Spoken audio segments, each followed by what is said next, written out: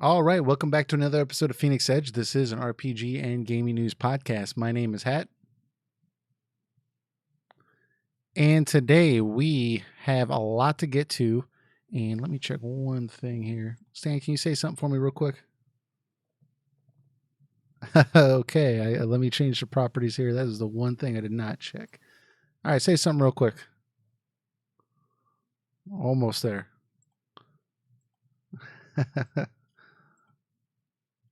All right. And okay, say something now. How's it going? There you go. Now you're in. Now people can hear you. Cool. That's really the best part. I'm glad I realized that now and not like half an hour into it. Yeah, people are like leaving messages and I'm busy chapping my gums off. Okay, so we have a lot of topics to get to today. Thank you for everyone for understanding. We were going to have the podcast yesterday, but in between schedules, conflicts, and then like right before I was about to hit the stream button, I'm seeing all these people on Discord posting all these stories about, all sorts of stuff. We can get into topics right now, but it's just, I was like, you know what? Why don't we just do tomorrow? So we just did today. So Tons of news, obviously Eric's not here. He was going to be here, but he had an emergency that came up. So it just wasn't meant to be. But anyways, we're going to be giving our, or at least I'm going to be giving my impressions on Grandia 1 and 2 on the Switch. I also bought or purchased another Switch RPG called Fall Seal, Arbiter's Mark. It came out on PS4 or PC a while ago, but this was its debut on Switch. It just came out. And first time picking it up, give my thoughts on that. There was another Final Fantasy VIII trailer for the Switch. We got a release date for that. It's real soon. So we are really excited about that, or at least to talk about that. We got a Witcher 3 release date for the Switch. It's farther out than I thought, but we also got a lot of gameplay footage to look at. So really excited to get into that. Oninaki is due on Thursday. So that's exciting to get into. And then we have a bunch of quick hits. We're going to talk briefly about some Final Fantasy VII Remake footage that's been kind of shown on YouTube, that's been taken down in a few spots, but you can still find it on YouTube.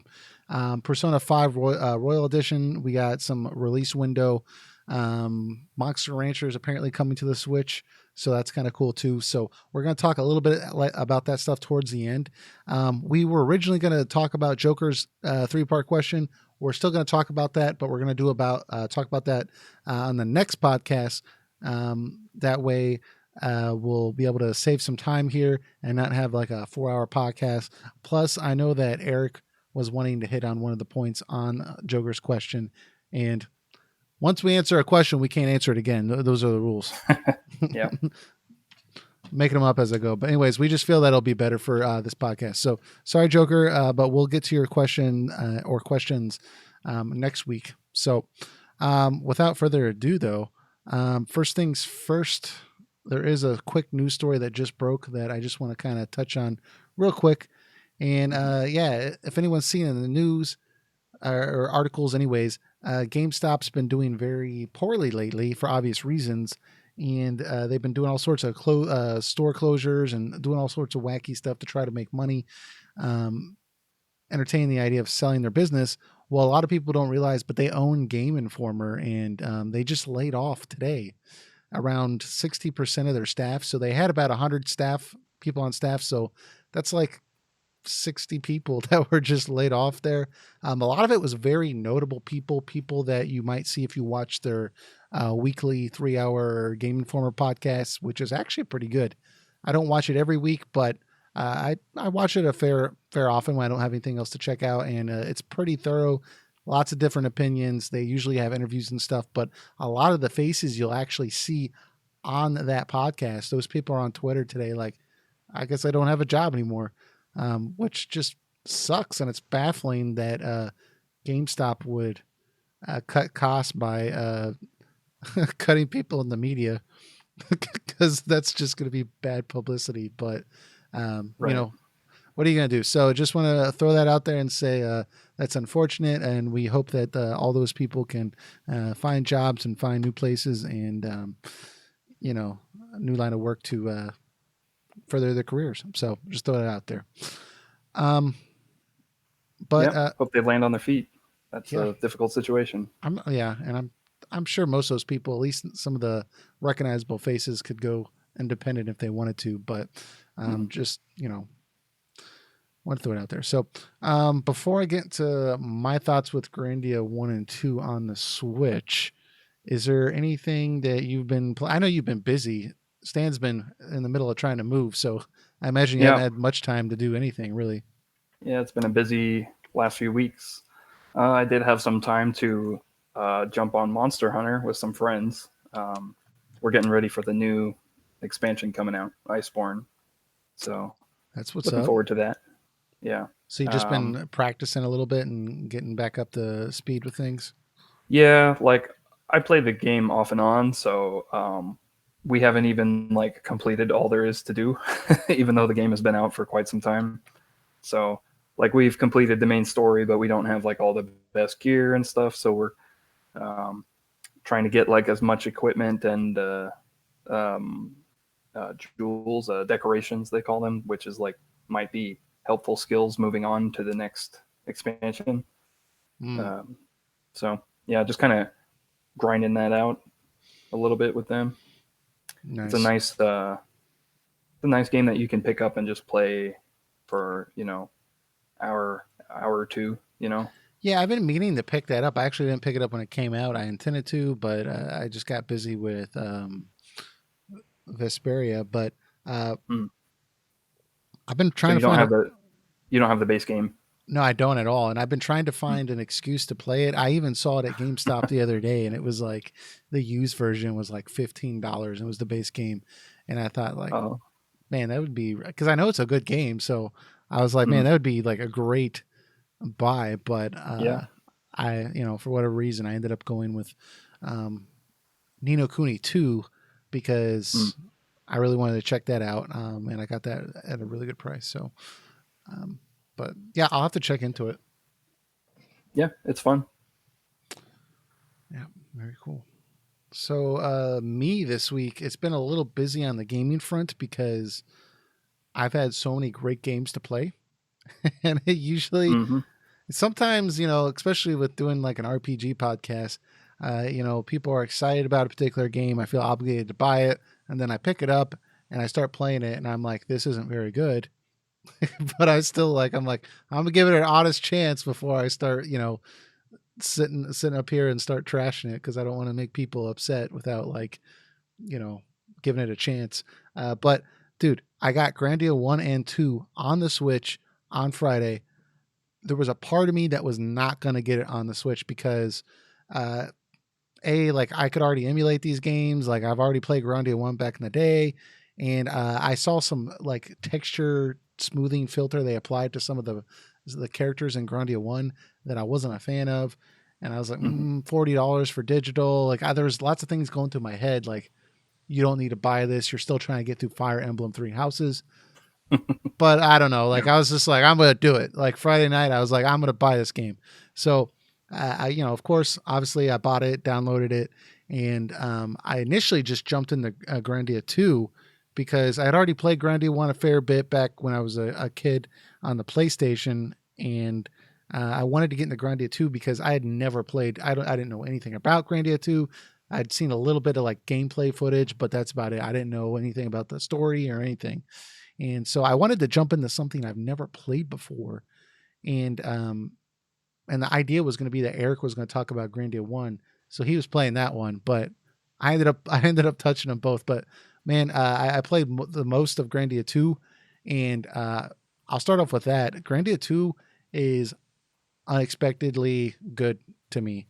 I've heard a lot of people kind of compare it to like a slightly above average RPG, so I didn't really have too many high hopes for Grandia 2, and I've just been, I don't want to say blown away, but I was pleasantly surprised. Like, okay, first off on the remaster or HD remaster front. And let me get some of the, like, at least the trailer up so people can have some stuff to look at here. At least on the HT front, it does look very, very sharp. There was a version already on Steam, but they just basically ported that over and did some more work with it. But it does look very, very sharp here. I'll try to pause it on some of the footage here. Well, nope, it's a trailer, so it's completely impossible because there's stuff popping every 2 seconds. But yeah, it just looks really, really good on the Switch. I do think of the remasters between the two games, I think Grandia 1 is a more substantial remaster than Grandia 2. I think if they cut costs anywhere, it was probably in Grandia 2's remaster because they already had a PC version that they could just bring over. But like and I say that because there are some things that I've noticed with it that are a little off the mark for me. For example, during the game, they'll have these avatars of the characters, during story sequences and such. And some of the avatars of the characters are a little low res compared to other ones, which is not an issue in Grandia 1. And apparently the reason for that is because it was really difficult. It would be really difficult for them to fix that, apparently, with the way it was coded in Grandia 2. And it was just more hassle than it would be worth, I guess. Apparently, that's basically what I read online from one of the people that worked on this. So that was kind of an interesting remark. And there's also other things too with it. And I'm going to get into some really positive stuff, but I just want to get some of the negative stuff out of the way first. But there's some other things I've noticed too, like with some of the voice acting. I feel like in Grandia 1, there's a substantial upgrade in the audio department. They haven't re-recorded the lines, but they did it sounds like some remastering of it. Whereas in Grandia 2, it still sounds pretty good. Maybe they just thought, okay, this is a later generation game. We don't really need to put as much work into it, but you can clearly tell that like the original version had these like super compressed audio files to try to like make up for space on the disc. So like it's a lower quality audio file that a lot of the voice acting is on. So Right. it doesn't bother me because, and Stan, it probably wouldn't bother you because we grew up in that time frame. So it's like it's it's almost kind of nostalgic. But I think for somebody that's coming into it brand new, it might be something to get used to. And it's the same thing with the music too. The music's great, but I can tell that like the audio format for the music it's a little lower. They just they just compressed it to make it a smaller file size, which it was fine back then, but I was kind of disappointed they didn't do a little bit more work with that. But and there's some other things too. I've noticed occasionally, like once in a blue moon, I played like 10 hours of it. So maybe like once an hour, I might find an area where I can noticeably tell there was a little bit of a frame drop from the character running in a particular part, which was a little odd because I'm sure the Switch can easily handle this game. But I mean, other than that, it does look really, really sharp, and it is like a new coat of paint on the game. They put it in widescreen, right, Yeah, without stretching anything.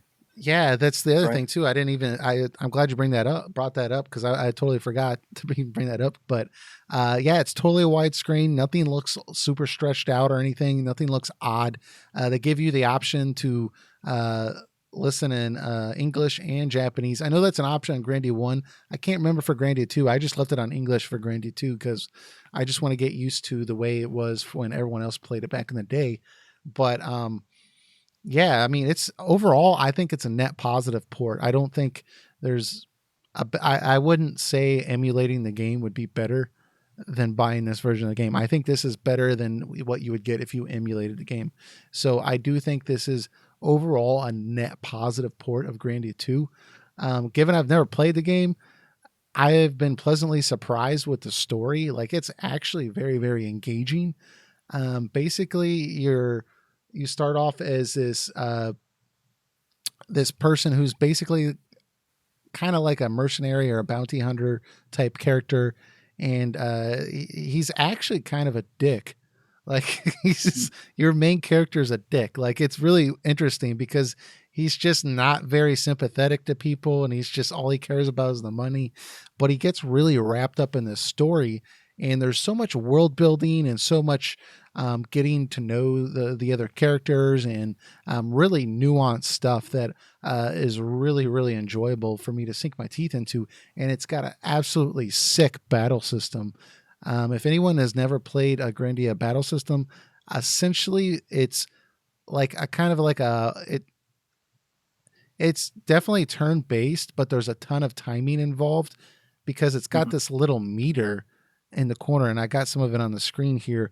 I just paused during the trailer, but there's this meter, and on the left hand side, it's blue, and on the right hand side, it's red. And when the enemy's icon is in the red part, if you attack the enemy with a critical move, move under, it's called basically you just it's called critical. You click on it, right? If you select an enemy that's in their icons in the red, you'll actually prevent them from attacking, and their meter will go back some. And but if you attack them with critical in the left hand side, it still goes down, but it's not really doing anything as much as it would if it was in the red. In the red, it could go all the way back down to zero. So this is really important because especially for boss battles, you'll notice that a lot of the bosses hit hard. Like Mhm. one of the early bosses was doing like 180 damage, and most of my party had like 300 HP. So and like this was like their normal hit. So Yeah. like that was just like you had to take care of that situation. So I had three people in my party, and I'm trying to like navigate this battle, and I kept having all two of them just continue critical hit after critical hit to prevent him from attacking. And then I'm having the one leftover member, I'm having them actually do more high damage moves because the boss had like 8,000 HP and critical hits were only doing like 80 damage. So I can't sit there and do that the whole battle, you know. But like, there's no like, okay, it's your turn now. It's your turn. Like the battle's just like it does pause when it's your turn to choose. But I mean, there's a lot of timing involved and a lot of planning, and there's so many different options for you to like engage the enemy with just between like magic and combos, and it's really fun. And when it's not your like when you're not able to choose an ability to attack, it's actually like your characters are like running around the field and stuff, and like there's Mhm. actually something else to look at besides four guys on the right side and four enemies on the left side just staring at each other, Right. waiting for their ATB bar to fill. So Yeah, it's more it's dynamic. Yeah. yeah, dude, it's really good. And what's really cool is when you choose some of the special moves, like a lot of them will have these like sweet like cell shaded FMVs, and it just like flows into them like seamlessly. Like it's just like you're in your regular gameplay, and all of a sudden everything just like dissolves back into this like cell shaded FMV. It's really really cool. So I'm really liking Grandia 2 a lot more than I thought I was going to. So I'm like really happy that I picked this up. Uh, on the Grandia 1 front, I played the game a decent amount when I was a kid. I never owned it, but I rented it a couple times, and I remember enjoying it back then. I was like 11, and I'm 30 now, so Mhm. we're talking like 19 years of memory gap here. But I've played a couple hours of it this weekend just to kind of see what the differences were, and man, I got so many mixed feelings about Grandia 1. I mean, oh It's boy. more of a it's more of a happy-go-lucky affair. At least early on is the vibe I got from it. Yeah, it's really Yeah. happy go lucky. That's a good way of saying it. It's very basically it starts off with one of my pet peeves as a bunch of kids, which I don't like when games do that. Like I'm like, Yeah. okay, like Yeah. just like Final Fantasy Tactics Advance all over again. Like I'm just like, God, no, please. But Right. it's a journey. It's about an adventure that you're going on an adventure, and I think one of the reasons I usually don't like games that focus on little kids like that is, at least in the beginning of the game, is because I feel like a lot of it is just like amateur storytelling, and it's just like I feel like I'm the wrong target audience for this, right? But this is actually really well written stuff. I mean, Grandia is so special because like they really focused a lot on the storytelling, because you can travel around like even like the first introductory town, and like you can like just go up to like tons of objects, and like the character will talk about it, but they'll say Hmm. things like, oh, this reminds me of my father, there was this time that we did this and we did that, like, and like it really just like it's just like you can sink your teeth into this whole world that this game is building, and it's like there's like everything's so interconnected, and it's like just really really well made. And even from like a technical standpoint, the game was really special on well, the bus version apparently came out in the Sega Saturn, but over here in the West we only got the PlayStation version as far as I'm aware. And but even then, like it was really um it did a lot of really cool like 3D stuff. Like for example, in a lot of the towns, um they really force you to use the camera to turn 360 degrees, Hmm. because there'll be doors to buildings that are only on the other side of the building. Why wouldn't a door be, why would all the doors in a town be on the same side? That makes no sense, right? So Hmm. they have stuff like that where if you're not using the camera, you'll not be able to find an entrance to a house. And Right. so really cool stuff in the 90s that they were doing here. Great soundtrack. The voice acting is horrendous, but it's, It was a it's, product of its time, right? yeah, like, come on. Like, it's Back then, the novelty was the game has voice acting, right? right, right. Not That, that it's actually good. It was like, here's a game that has voice acting. That was impressive. Like, back in the late SNES and early PS1 days, you know, yeah, people exactly. point out like Metal Gear Solid as great voice acting, which it is, but that was an anomaly, right? The vast majority of games that had voice acting back then were closer to the quality you'll find in like a Grandia game. Well, and that's the thing. Well, first off, like I was replaying Metal Gear Solid like a month or two ago, and I forgot how good the voice acting was. I was like, Jesus, like this is Yeah. exceptional. Hmm. But yeah, you're not getting that quality of voice acting, and a lot of it honestly is not the voice actor's fault. I don't think a lot of it's just like I was telling, I think BioPhoenix on our Discord server. He's been a guest on this podcast a few times. We're kind of chatting about it a little bit. That what it seems like to me is different actors would record in like different environments. So like one Mm. person might record in like a recording studio. So like it sounds like they were trying to be a voice actor. Then it sounds like another person like read a script in like a kitchen. So it's like you have that effect that sounds like they're talking in a can, like, Yeah, and it's just like it doesn't need to sound like that. Why, so that's unfortunate. Yeah, or maybe they weren't all using the same microphones. But what you said is exactly right. Like back then, like it was just a novelty that a game even had voice acting. yeah.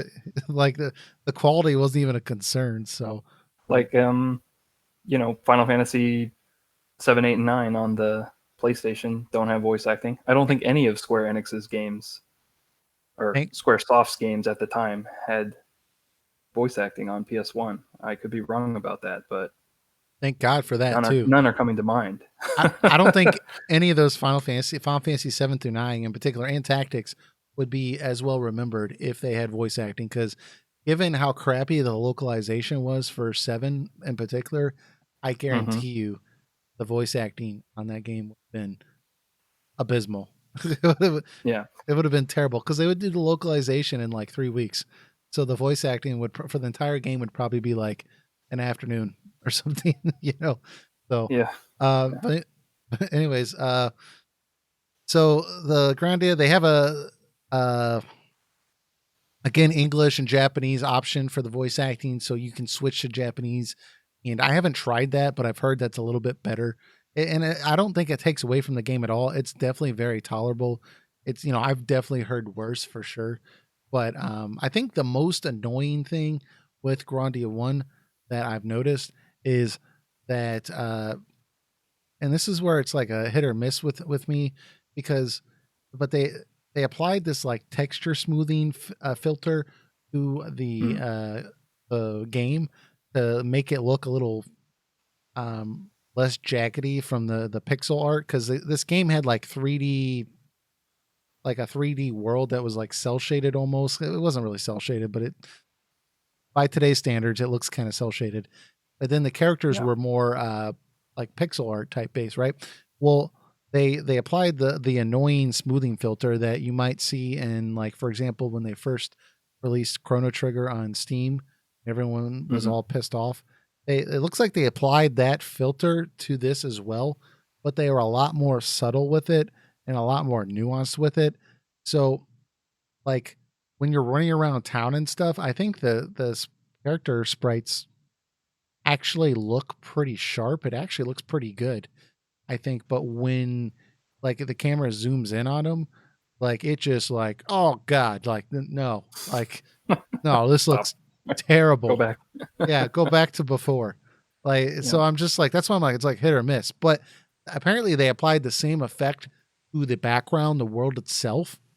And like if you see some of the like town and stuff in this, like, okay, right here on the screen, I think this is what it was before, I don't know. But now, like right here, like Jesus, this looks so good. Like I was playing it the other day and I was just like, man, like this just looks phenomenal. It reminded me a lot of I was playing also an HD, I think HD remaster on Steam of uh Legend of Heroes, Trails in the Sky.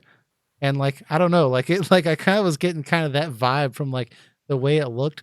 And I'm probably that probably the comment probably just like irritated like about 10 people out there. But we're Well, I think well, it's a pretty good comparison. Like Trails in the Sky is kind of this type of game, right? Like if you like one, there's a pretty good chance I think you would like the other, or at least give the other a chance. They're both about kids going on an adventure, so yeah, maybe that's what it is. Like, but I was just getting like vibes like that because both of those games really like spent a lot of time with you talking to different people and Mhm. like really like getting invested in the characters, and that's the type of stuff like I just eat up and ask for seconds. So Very uh, detailed. Yeah. yeah, I really really appreciated it. So it's both are really good versions. I think they spent a little bit more time on Grandia 1 just because that has never had any treatment. Mhm. Whereas Grandia 2, at least on PC, had some treatment. They obviously did some more, but one thing I forgot to mention though that's really cool with Grandia 1 is they this is based off the Sega Saturn version, whereas most people in the West they played the PlayStation version. The PlayStation version apparently, I didn't know this, but it was missing a little bit of content. I'm not familiar enough with the entirety of Grandia 1 to like point these differences out while I'm playing. But apparently this has all the Sega Saturn content. And it's Mm. been the localization is from the Sega Saturn version. It's not like just a port of the PlayStation version. So and the Sega Saturn version is supposed to be the best version. So this is in many ways like the best way I think to play the game, which is really cool because a lot of times, you think like I could just emulate this and I could get basically the same experience. But I think for both these games, they did enough stuff where it's just like you feel that like there's an more here than you would be able to get if you downloaded it. So definitely recommend picking these up and checking it out.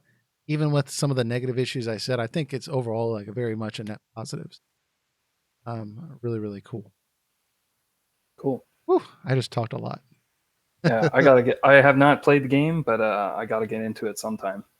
I did emulate it a long time ago, but I barely made it very far, and I only tried Grandia 1. So Yeah, it's not. It's kind of. I feel like it's one of those games that kind of got. I don't want to say overlooked, but in the surrounding the hype of Final Fantasy, and that whole thing, it's not as well known. yeah, So, when it was here, I know it was published by Working Designs. It was also they're the localizer, right? They're the English localization, and they also did the two Lunar games, um, which I like a lot. So I would probably like these as well. Yeah, I forgot to bring that up. Yeah, from the people that did Lunar. Yeah. Very cool. Um, I'll say real briefly, real quick here, because we got some other things we got to get to. I downloaded this other game. It was called Fall Seal Arbiter's Mark, and this is like a Final Fantasy Tactics indie game type thing, but it was on some other consoles, and it man, this game took me by surprise. Like it basically, the art style is not very Final Fantasy Tactics ish because it's kind of hand drawn. But here's just some let's play from someone, but just to get some idea of the art style. So it's very much hand drawn and it looks great. But what's Final Fantasy Tactics like is the battle system is entirely based on Final Fantasy. Like so much so that like even at the end, you know it's got the same little like arrow where you choose which direction people face, and like Oh it's yeah. got the same little like lineup when you're choosing your troops and everything, and very much the same type of flow where you go to a map and you flow on the nodes and you get into like encounters and stuff. So the gameplay is all Final Fantasy Tactics, which is awesome. But what's really impressed me with this, because there's been a lot of games that have copied Tactics, but what's really impressed me with this is the story is actually like so far just phenomenal. Like I was thinking about it the other day at work, like, man, I can't wait to play this game again because I want to know what happens. And I haven't thought about that in like a really long time with the video game, to be honest. Like because it's gotten to the Mhm. point where I kind of can see where stuff is going. But Right. uh just a quick synopsis. Basically, you're this what's called an arbiter, and you work for this council of immortals that basically rule the world essentially, and you're given the ability to uh, govern and judge and enforce the law, but everything's very very corrupt. And the beginning of the game starts off with you encountering a murder, and the person who murders someone that you witness is a noble. And instead of taking them to the court in that city because they'll probably be able to get off because they're well known there, you're escorting them to a further away city to stand trial, and everything just explodes from there. But the dialogue's great. It's just mm, top notch, top notch stuff. So you all should go check it out. It's on Switch, C, and some other places. So Oh, it's on Switch as well. yeah, that's what I got it on Switch. So it was $30, but it's definitely worth it. That's great. But so those are kind of a synopsis of what I've been sinking my teeth into. Um, Stan, you posted this on our Discord. I totally missed it, but the Final Fantasy VIII trailer that posted, that was Hmm. unexpected. But Yeah. it has Coming a out soon. release date. I think it's September 3rd. Yeah. How do you feel about this? Uh, I'm surprised that it is coming out so soon. Um, I wonder because they've got like we mentioned earlier, Oninaki is coming out as well. But I guess there's kind of a 2 week gap between the two. It's But yeah, that's a good point because you know it's being published. Onyaki's being published by Square Enix, and obviously Final Fantasy VIII. yeah, and so like I feel like they would have been better off at least releasing Oninaki first and then announcing a release date for Final Fantasy VIII. But I'm guessing they're trying to take advantage of the kind of Gamescom hype right now. You Dude, know, they yeah, know that a lot of people are like looking up gaming information right now because of that going on. So they wanted to get it out there in that news cycle, I guess. yeah. Um, I mean, yeah, that's Maybe. got to be what it. That's got to be what it is. But like, dude, September is so September. It's coming out September 3rd. So I think if I'm going off my memory, so if I get a date wrong here, guys, forgive me. But uh, we have Link's Awakening. I know we have Nino Kuni coming to the Switch. Um, We have, I think, Dragon Quest is coming out late September. Oh Uh, man. so I know Astral Chain's coming soon. So it's just, dude, like September is just going to be horrible on people's wallets. So maybe they're thinking like, okay, September 3rd, let's get it out, and we'll get it like right at the beginning of the month before, while everyone spends their money. I don't know, like, Got to time it with that first paycheck, right? yeah, like everyone's been paid, like okay, fine, you know, I don't know. Yeah, Or maybe like they're thinking like people are really not going to like Oninaki. We need to get something else out there. I don't maybe. Yeah, maybe. I don't know. But dude, this surprised me because I thought this game was coming out like November or December. I didn't think that it was going to come out in September. Yeah, I But mean they announced it at E3. What was that? July. It's it's all blurred now, but yeah, July. yeah, dude, yeah, E3 is and just and then it's coming out in September. Yeah.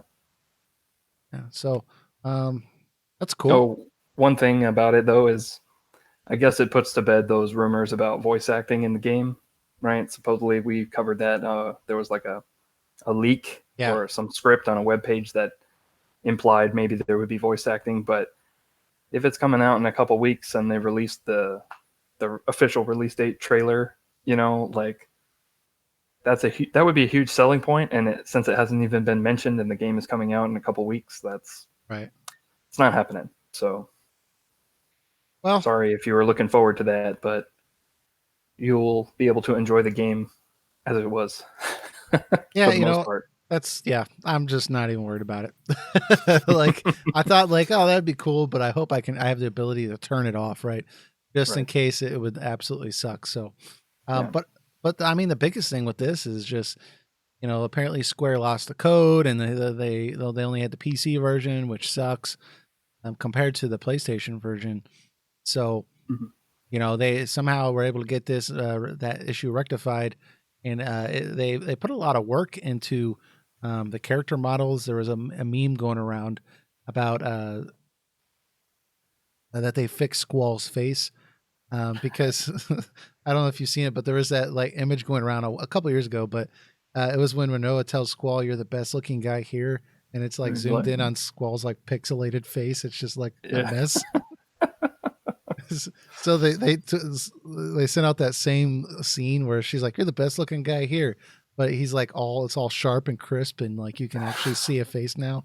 So that's Yep. that's that's cool. They did that. I know there's some people that were really wondering if they were touching up like all the backgrounds and everything too, and it doesn't look like they've gone through and um, I mean, they definitely look sharper and everything, but they haven't gone through and like touched up like the whole game like they did the character model. So Yeah. that's unfortunate, but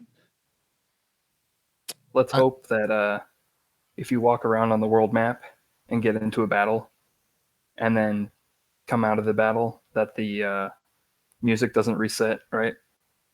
yeah, Third time's dude. a charm. They got to get it right this time, right? Yeah, man. Like oh man, that's the thing. Like they spend all this work remastering these games, and then they'll do something stupid like you just said, like the music just restarts after every battle, like you wanting to beat your head through the Yeah. Somebody had to get the memo at this point and check right before this game comes out. yeah, and yeah, I don't know, man, because those other ones that like Square's been tweeting about it that they're fixing this issue, but like like some of these bugs have been like a thing for like 4 years, like like so it's like, dude, like okay, like I'm not really gonna like applaud you for this because, Right. This should be the minimum. but I don't know, like it's looking to be really good. I don't know if this is just for the trailer, but some of these, 4-3 games, a lot of times they'll have like when they're showing footage for YouTube videos, they'll just widen the image in the background layer, make it blurry so it looks like it's full screen. But Hmm. it's really not. They did that in this trailer, and to kind of fill up the whole image. And I don't know if they're going to do that in the actual game, but I would not mind if they did that. I would be okay with that. I think that looks good. Better than stretching the image. Better than basically. stretching the image for Yeah. yeah, everything looks sharp. So it's not like the crappy PS3 like, you know, macro effects I'll put on like where they just like smooth out all the stuff and it like a mess. You Yeah. know, for PlayStation games. This looks really really good. So I'm uh I own Final Fantasy VIII on the PlayStation. I own it on PC, and I'll probably I don't know. I'll probably end up buying this. I I'm gonna think get it. well, I'm gonna give it another chance. This is one of my least favorite Final Fantasy games, but I haven't played it in a long time. maybe it'll I like change. to feel that I'm wiser now, so Yeah. maybe I will be more forgiving of it this time around. Well, yeah, it's the thing. Like I have issues with it, but yeah, it'll be interesting to be able to play it again and see. I think that I'm definitely going to try to avoid some of the ways to break the battle system, and I'm gonna try to play it the way that it was intended to be played. Some self-imposed limits. Yes, some self-imposed limits. Well, I mean, to break the game, like it's easy to break the game, but it's not so easy where I think you would accidentally do it, right? You still Mm-hmm. have to go out of your way to do it, but Yeah. you definitely can do it within like very early part of the game. Um, but yeah, this will be exciting. Be exciting to see and um play again. Very cool. Yep. It's also coming to the PS4 as well, and I think the P so or at least the PS Xbox, I believe. So that's pretty cool. I'll definitely be getting the Switch version because it's gonna be portable. So why not? Yeah. So from there we have comments real quick. Looks like we got Tayson Gaming Spot. We got Lane in here. We got Chocolate Rob. We got Joker, and we got Andrew. What's up, Thanks for hanging guys? out, everybody. Yeah, thanks for joining us. So next on the agenda we have Witcher 3. Uh, we got a release date for that, and there's a couple channels showing some gameplay footage for the game, which is pretty cool. Um, October 15th, I believe it is. Let me double check that just to make sure. I don't want to be giving false info out here. Switch. Goddamn. I type in Witcher 3 Switch release date and it tells me May 19th, 2015. Yeah, it says the 15th on their YouTube channel. Okay, October 15th. Okay, cool. Yeah. Well, yeah, October. digitally and in retail on October 15th. So we'll have a physical edition as well.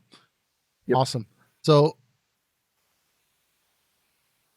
I am I'm in the middle on this. Initially, I bought into the hype surrounding this release on the Switch. But now that I've seen some of the gameplay footage, it's not that it looks terrible. I don't think they did a lazy job.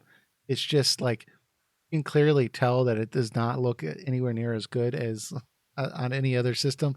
And I know that's not shouldn't be a surprise, but I don't know. Like I'm in the middle on it because I don't know. Like it looks decent on dock mode, but if I'm gonna play it in dock mode, why would I play it on the Switch? Why would I not play it on my PS4? you know, Right.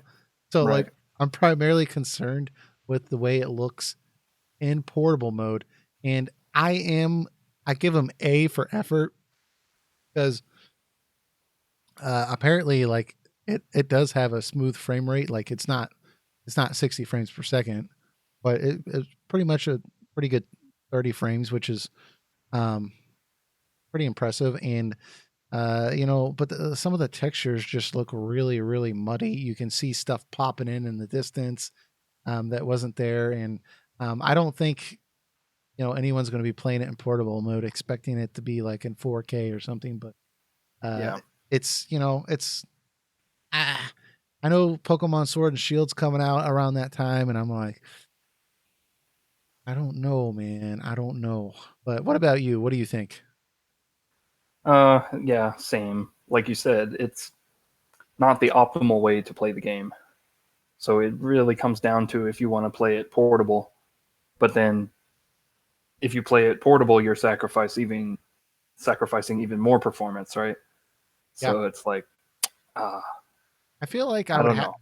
Yeah, I feel like if I was going to play this in portable mode, I would definitely think about getting that newer Switch model, especially since GameStop's giving you $225 for trade-in value now for your Mm. current Switch towards a new Switch that has like double the battery life. Because I have to suspect this game is probably gonna like Oh yeah, drain it real fast. Yeah. yeah, I don't see with our regular base model Switch, I don't see me playing, 7 hours with The Witcher 3 without plugging it in.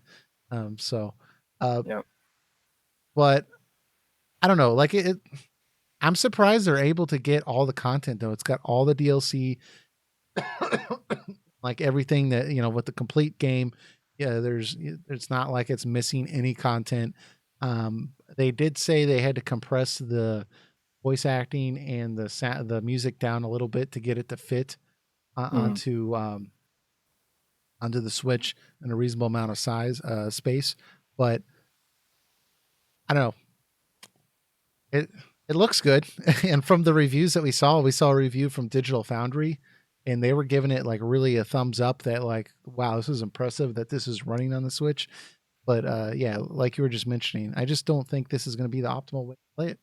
And I don't know if I'm going to be able to get over that. I don't know, because I played it on my PC. Like, so whenever I look at the Switch screen, I'm just like, even like the hair on the back of his neck that's bouncing up and down, I'm like, that looks way worse. Yeah.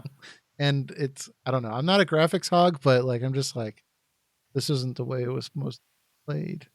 Yeah. I mean, I guess if you like have to travel for work constantly and or something and you're on the plane in the airport all the time and you want to play Witcher this way, you can. At least it's an option now. See, that's the thing. It would be really cool for like road trips and stuff like that. I could see, you know, Yeah. but just being in my house, I feel like I would just be like, let me just go play this on PC. Like, Right. like because I'm just like, "Ugh." But for like Yeah. road trips and stuff, or if you're like on the road a lot, playing Witcher 3 on the Switch is going to be really, really sick. So, um, I mean, Yeah. hey, and maybe with the Switch Pro coming out, possibly. We don't know if that's a thing or not, but if that did come out, maybe this might be a little bit better. But the dock mode, it's supposed to run at a solid 720p. And then once it goes into portable mode, obviously it's not 720p. And, you know, but it runs and it's smooth. It's not choppy.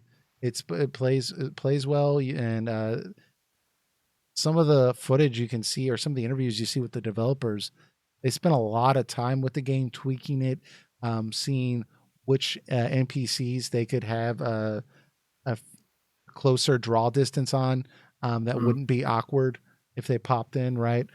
Just to make the game Right. run well. And they went to really some of the spots that would be more difficult to run and did a lot of like tweaking to try to get it to run as well as it can. And they put a lot of work into this, so I applaud them for that. And I think it's really, really cool. But yeah, I don't know if I'm gonna $60. Probably not. Probably not gonna do it. Yeah. Not for me either, but Now it's it's for somebody. People who travel a lot, or maybe the Switch is your only console and you have no other way to play Witcher 3. You know, you can't afford a high end PC or to get another console right now. You chose the Switch. At least it's available to more gamers now.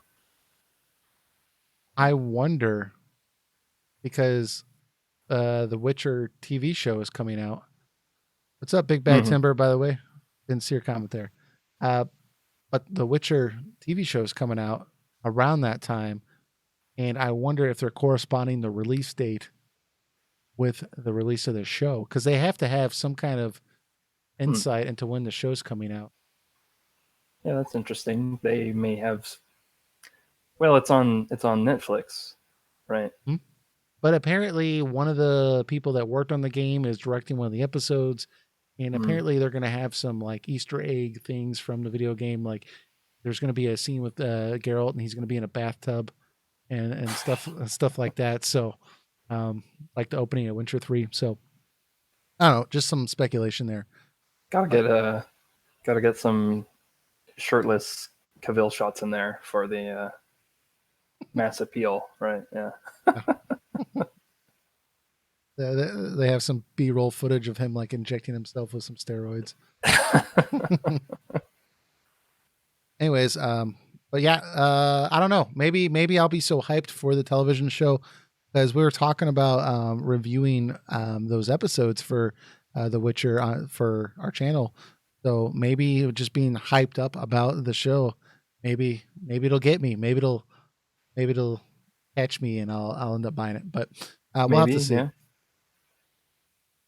But so that was exciting to get a release date for that. And then we have Oninaki that's coming out on Thursday. I had to do a double take before this podcast, before we hit the record button, because I was like, when's Oninaki coming out again? And then I was like, oh crap, it's coming out Thursday. And like Stan was like, what? Yeah. Yeah, that snuck up on me real fast. I was like, man, I was thinking like it was still like weeks away, but I guess we are towards the end of August, and it was in the RPG's coming out in August. So it's coming out Thursday. And let me see. Pull up a trailer here. But I on the podcast episode I wasn't able to make. Y'all were kind of talking a little bit about the demo impressions, and both you and Eric were not the biggest fans. Yeah, we gave our thoughts about it in that episode. We were leaning mostly negative, I guess you could say. There's some things it did right, some things that were interesting. It was just kind of the complete package, at least from that demo that we played, was not really grabbing either of us. So that was surprising because I know that this specific demo got a lot of more positive reception than I think some of their other stuff. So that was unfortunate. I think the main thing is that the story is once again a very dreary, kind of gloomy story to it, because its theme is around death and moving on, right? And so a lot of the characters are all like very somber, and that is kind of, I don't know, not something everybody wants in their JRPG experience. You know, you want some lightheartedness in there. But then at the same time, the gameplay was very easy. So it was like this kind of odd, it was this kind of odd contrast where it's like where you have a story that's very gloomy and dark and taking itself very seriously, but then the story was, the gameplay was, it had a like kind of a base level of satisfaction to it, like you're, hacking away at the enemies, but there wasn't very much of a challenge there. And I was playing it on the most difficult setting, and yeah, so it was like, but I'm sure there will be lots of people who play it and enjoy it. What did you think of it? Did you get a chance to jump into it? A little bit. I think it's definitely an improvement over the other games, and I think it has a lot more potential. I think there's an upgrade in the storytelling department. I do agree with you though that like a lot of their games tend to like take this focus of like just being sad for sad's sake, and like they're trying to tell you a moving tale, and it's like, well, no, like you can't just like have a sad premise and then like be like, all right, we got it, guys. Like this is a great story. It's moving because it's a real tearjerker. But like it's like, no, you have to take me on that journey, and then I have to get there with you. Yeah. Yeah. I mean, you can do that, like set up a world where just the odds are stacked against the characters, or like, yeah, it's like there's tragedy happening all the time to these people. But that kind of, I feel like creates a disconnect between the player and the characters, and it's harder to relate sometimes to the characters and like get invested, like you're saying. So, because like, for example, Final Fantasy 13 like kind of just also starts that way, like tragedy is happening to all the characters and you haven't gotten any time to know them yet, which is a game that I actually kind of enjoy, by the way, but it is good example of not doing this correctly. Like you haven't endeared the characters to the player yet, but yet we are expected to care, right? Like that all this bad stuff is happening to them. And these Tokyo RPG Factory games, kind of the same thing, right? Yeah, and that's. I mean, they do a lot of the things right. I think. Like, I think they're talented on the gameplay standpoint because, at least in the first two games, the gameplay, turn-based gameplay, was interesting. Mm-hmm. This game was a little easy, I think, but that may have just been for the demo's sake. And I don't know why they would do that, but at least Yeah, in the past, they've shown they've been able to entertain me with the gameplay, but they've struggled with the story. I do think this is much better though than Lost Sphere in terms of the story that I've seen thus far, and I think mm-hmm. they've really taken a step forward. And this may actually end up being a quality tale.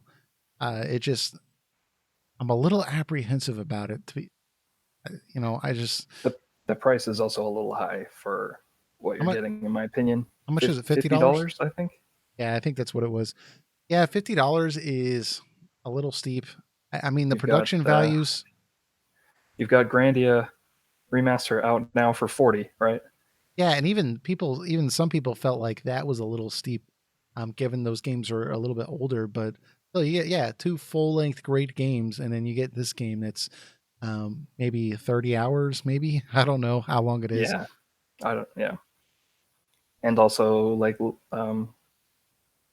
Mana Collection coming out. It's already out, but it's coming out physical as well.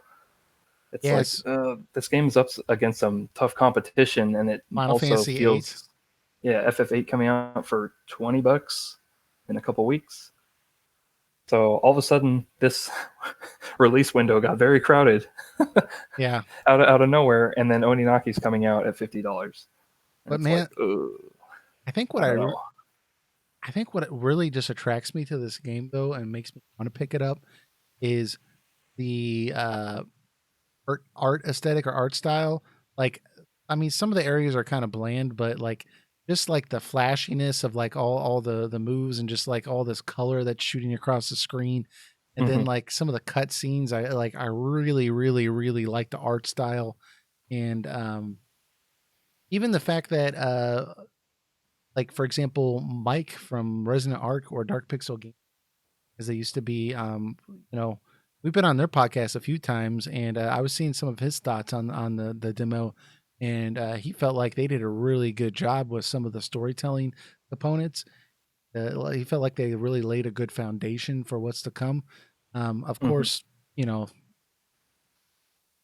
he could just be hyped up on Nyquil when he was playing it. I don't know, but you Probably know, not, but yeah. yeah, probably not. But um, you know, I it makes me think like maybe I'm just being a little biased when I was checking it out, and maybe this might be um, worth picking up. I mean, they're definitely trying, and I do support this idea of these. Um, I hate to use the word low budget because it makes me feel like they're not trying, but uh, basically like lower budget titles that they can get out quicker, right? Like these games come out every year and a half to two. And I think Mm-hmm. that's really cool. I don't like waiting, like 12 years for the next Final Fantasy game. Like it's Right. really cool that we get another game every 2 years. And if they are getting better, like I really like that. And they're from at least from the trailer, like this actually looks to be like this might actually be a step up with the storytelling. So I feel like I'm just repeating myself at this point, but I am I hope interested. so. Yeah. I just don't know if I want to get it on day one. You know, Yeah.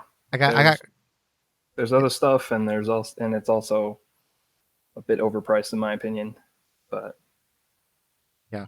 I is mean, it the same price point that I Am Setsuna and Lost Sphere launched at as well? I think it yeah, was, right? Yeah. yeah, and that's unfortunate because I do think you're right. If they would just have that at a lower price, I think that people would really appreciate it a lot more. To be honest, because um, I am Setsuna. I bought that for $20.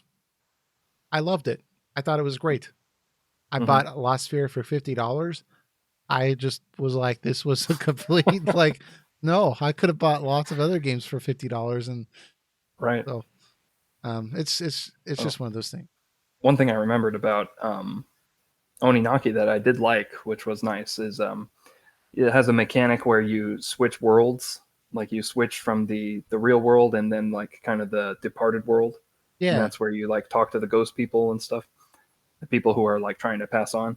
Well, in the real world, there are like objects, kind of like boxes or like clay pots that you can smash if you slash them, right? But then if you switch to the dream world or other side world or whatever it is, the pots are still there and they're visible, but when you hit them, nothing happens. You can't actually destroy them. So yeah, because it's like you're not in the physical world anymore. And so I thought that was a nice attention to detail. Like yeah. even though it is probably something very simple to program, like make it so that those objects are not destructible Yeah, but once you cross over. But it is a nice attention to detail. there is nice little details like that that like make me think that they've taken a little step with this, Yeah, and it might be step up from the 7.5 out of 10. yeah. Um, and one other thing of note too is one of the writers from Chrono Trigger apparently helped with this project. Now he didn't come on board till like January of this year. The game's coming Mm, out, this Thursday. So right. there's a finite amount of stuff somebody could do at the last 6 months of development, even though these games come out a little bit quicker. Mm-hmm. So, but I can imagine that he probably was able to, polish out some rough edges and maybe make it a little bit better. So, Do some rewrites in a few places or something. Yeah.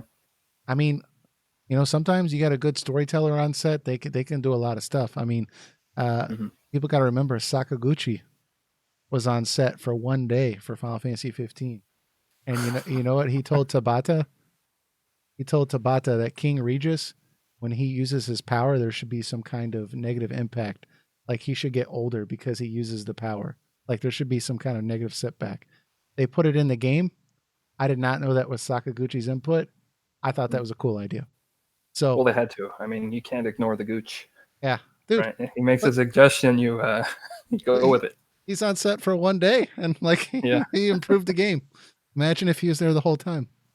Yeah, you hear a lot of stories though about the older games and how much they like were able to change at the last minute, like even in terms of story Mhm. stuff.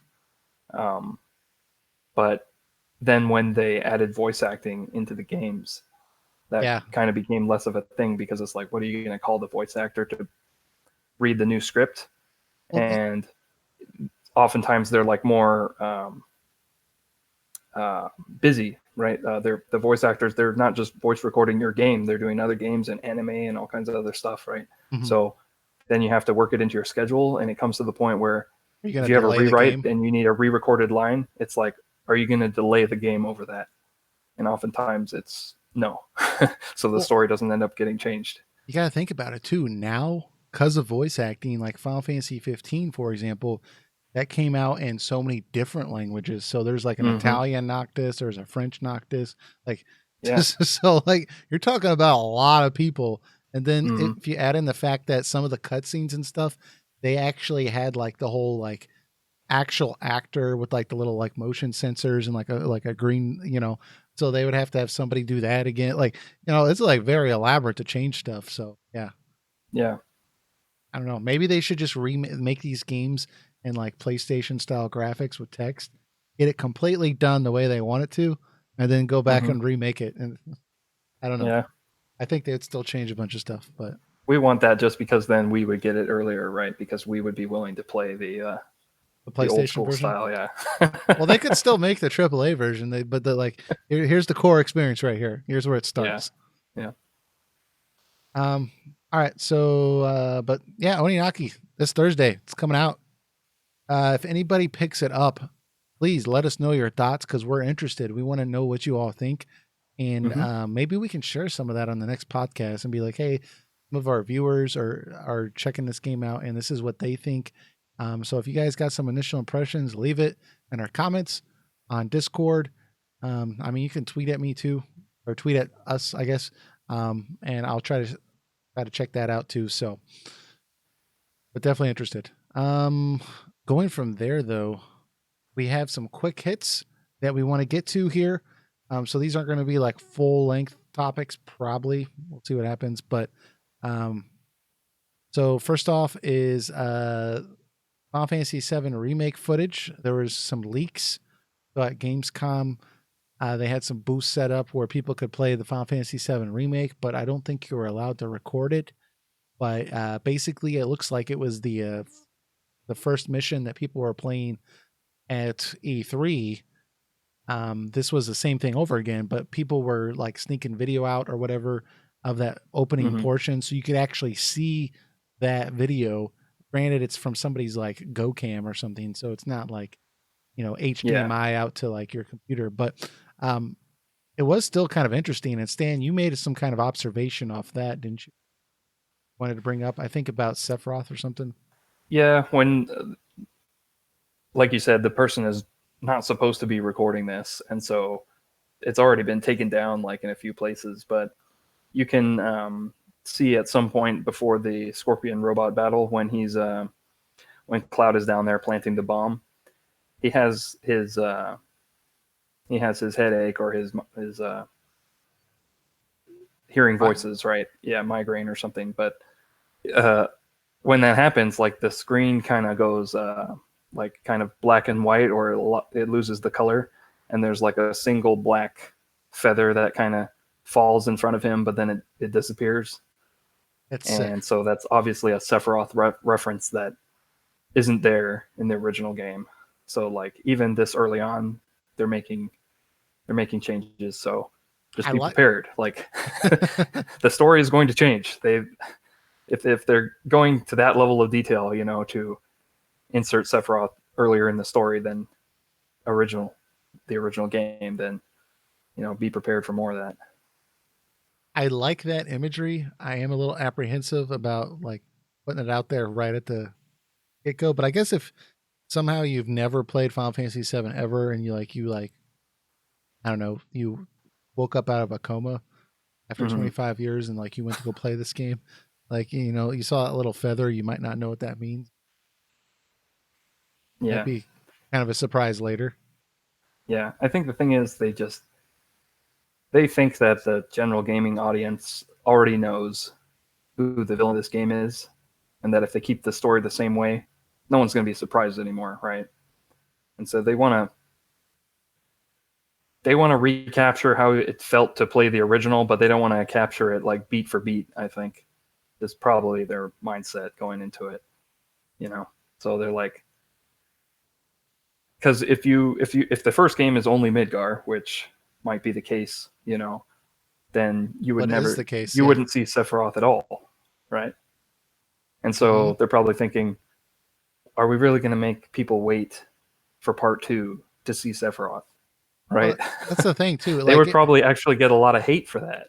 So they're probably thinking the safer option is to kind of allude to him and show some more hallucinations and get him on the screen at least, I think, once they decided to make it all Midgar, they started looking at it like, okay, how are we going to market this? Are we going to have a bunch of trailers with Cloud and some fat businessman with a cigar in his mouth? And they're like, mean mugging each other down. Like, this isn't very exciting. Like, oh, they need, like, where's Sephiroth with his, sweet sword, and like, he's got that like crazy voice, and, they need some flames and stuff. Like, so I can see why they're doing it, but I don't know. We would prefer it be not like that.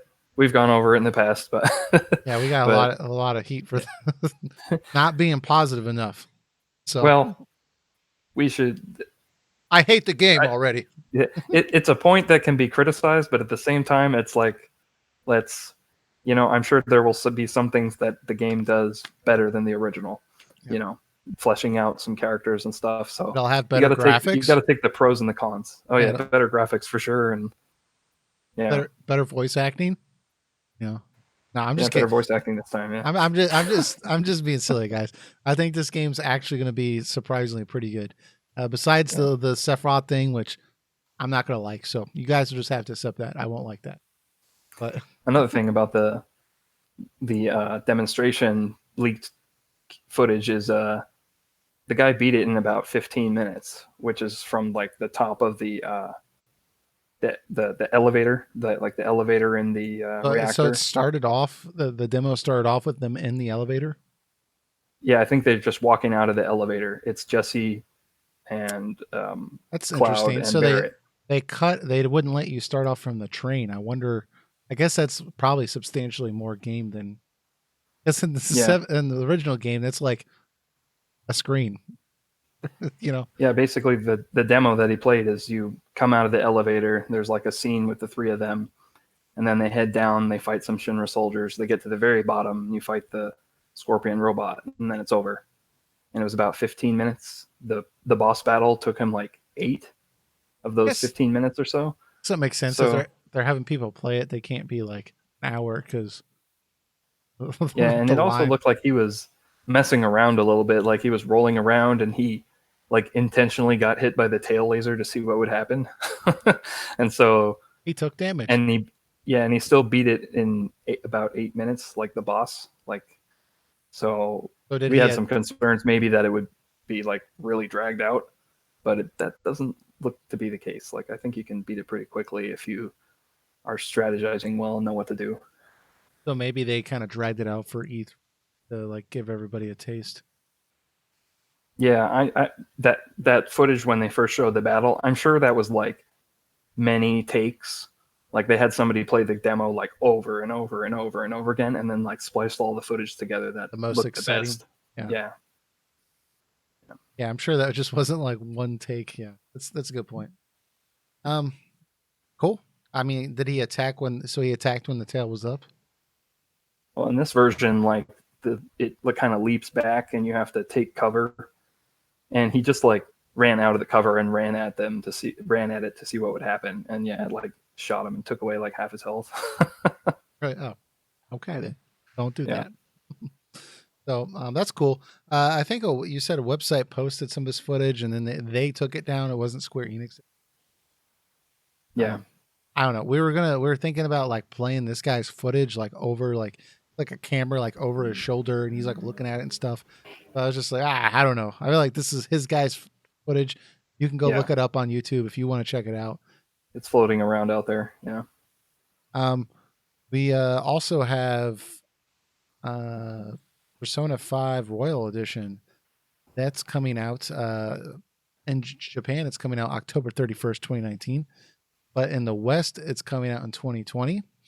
I have not played Persona 5, and I have said that I would just wait for this version because this is going to be the complete version.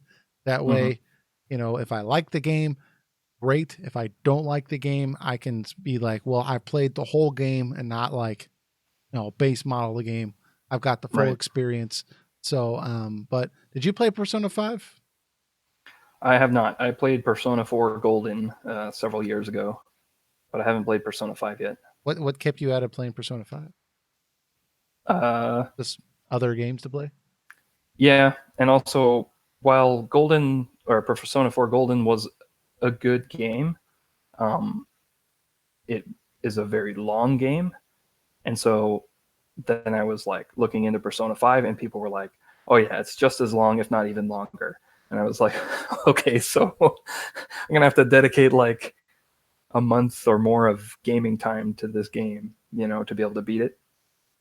That's the, And so, and then I waited too long, and then Royal got announced, and so it was like, well, I've waited this long, can't I just wait longer? And yes, that's what I'm doing. yeah. I mean, I'm Yeah, I kind do of plan to play it at some point though. I'm in the same boat, man. Like I was getting all these great reviews, but then like I kept seeing like people were saying like I've played for 500 hours and I still haven't beaten it. I'm like, well, that's that's such a That's a long little, time. that's a lot of anime high school, man. Yeah, I'm like, hmm, I don't know. And one of the things that cracked me up about when I played Persona 4 is like in the game I have to like get a job to get money, right? And I'm like, man, I already Hmm. have a job. Like, I'm trying, I'm trying to play this game because, you know, I don't want to play. I don't want to be back at work. Like, so Right. cracked me up. But, and obviously it wasn't as bad. making a joke. But Mhm. yes, so I'm just gonna wait. But that was exciting that we got that news, and I think we were bringing up before the podcast. It was kind of interesting that they're gonna have a Japanese version come out so early, that much earlier than the Western release. Right. Yeah, Yeah, that seems like something they would want to avoid because I feel like there's but probably a lot of crossover between hardcore Persona fans and hardcore anime fans right here in the West. And so if you have it that releases that far apart, one in fall 2019 and one in spring 2020 or so, there's going to be a lot of people who are just too curious and they're going to look up footage to see what's different in right the royal version, yeah, and maybe even be like, well, I played the original already. I'll just look up on YouTube like what's different, and just watch those parts, and yeah, it'll but be out there. So they won't have any idea what they're saying, though, right? mm, Well, I guess you can kind of figure it out from like the interactions. You can kind of get a gist of it. well, perhaps I don't know if the Japanese version has English subtitles, but if it Oh, if does, it does, this is the stupidest decision ever. yeah, if it does, then the hardcore fans are going to import it and be playing it, and then that'll be that, right? Yeah. Well, they'll have to play through the whole game again though in Japanese. They can just Hmm. watch it on YouTube, like you said. So I Yeah, don't know. I don't know. Like, yeah, especially since they've already beaten the main game. Like, not going to be they're not going to be as spoilers. So that makes sense. yeah. Maybe Uh, Atlas like really cracks down on people streaming or uploading videos of the game that before is it's released. But that is something Atlas does. Like they'll like I know with Persona 5 they were really hard on mm, streaming past like the first hour for like a month mm, or two after the game came out. But they were getting so much heat about that. they may That have to do it again, right? Otherwise, for like nine otherwise it's going to months. happen. Yeah. Like Yeah. I don't know. I don't know. Well, I guess West and it's coming to the West in 2020, so that could be like January. We don't know. We don't know when, but still, that's a Yeah. significant amount of time, regardless. So, Hmm. um, but that's cool. I'll be excited to play that and get through that. Hopefully, they're not idiots and they don't release it around the same time as the Final Fantasy VII remake. Because if that's the case, I will be foregoing this again to play the 7 remake. So, Yeah. and anyways, Cyberpunk is also coming out like at that time. yeah, That's like if you have Al- an RPG in 2020 coming out, just like avoid that like March, right? yeah, that March and April. Yeah, Atlas. If you want me to play this, don't do that Yeah. because I probably won't play it then at that point. Eventually. Um, Another piece of interesting news that came out was Monster Rancher. Apparently, that's coming to Switch. There's no trailer or anything, but it was confirmed that they're making a Switch edition, and I think it's just going to be like a HD remaster type thing. And that is kind of interesting because I never played the first one, but I played Monster Rancher 2 a lot. And I actually own it. And I had a lot of fun because it had this unique idea where you could stick any game you want into the PlayStation and it would like give you a unique monster that you can train, right? So I Right. Yeah. dude, anytime I rented a game from Blockbuster or anything, I would just pop up a Monster Rancher just to see what this new game would give me as a monster. It was so much fun. And I don't know what they're gonna do with the Switch, you know? I guess they could Hmm. use save states. I Yeah. don't know. Uh, Did you ever play Monster Rancher growing up? a friend of mine had it. I never really got into it very much, but Yeah, it it looked was fun. yeah, you could like train these monsters and you could have them do different things to like build their stats and then you go to this like Coliseum type thing and like compete. And a lot of it was built around finding your own monster, which, like I said, you could stick, if I remember correctly, music CDs too. And somehow it would use the data on there, and it would like the monster would always look kind of like it was weird how accurate it would be. It would be very I don't want to say reminiscent of the game because it's not like, like your monster didn't look like Solid Snake, but like the color schemes and stuff, it would be like if it was a darker game. I noticed a lot of times the monster would have a similar like kind of color scheme. They must have Right. just had some kind of algorithm that would like analyze one of the images on the game, like maybe the menu screen or something, and like pull something together. But it was cool. It was really really cool. So uh, I'll be anxious to hear more about how that works, because if they're going to try to involve that same type of element, then I would imagine they would have to use like game saves on your Switch or something like Yeah, that to probably something like that. try to. But um, so but anyways, so that about wraps up our topics for this week. We were going to cover Joker's questions this week, and when we have some other questions on Discord, really cool idea from BioPhoenix. He wants us to talk about our like what kind of RPG would we make? We could make our own RPG. But I know Eric wanted to get into some of the stuff that Joker was talking about, and he's not able to make it today.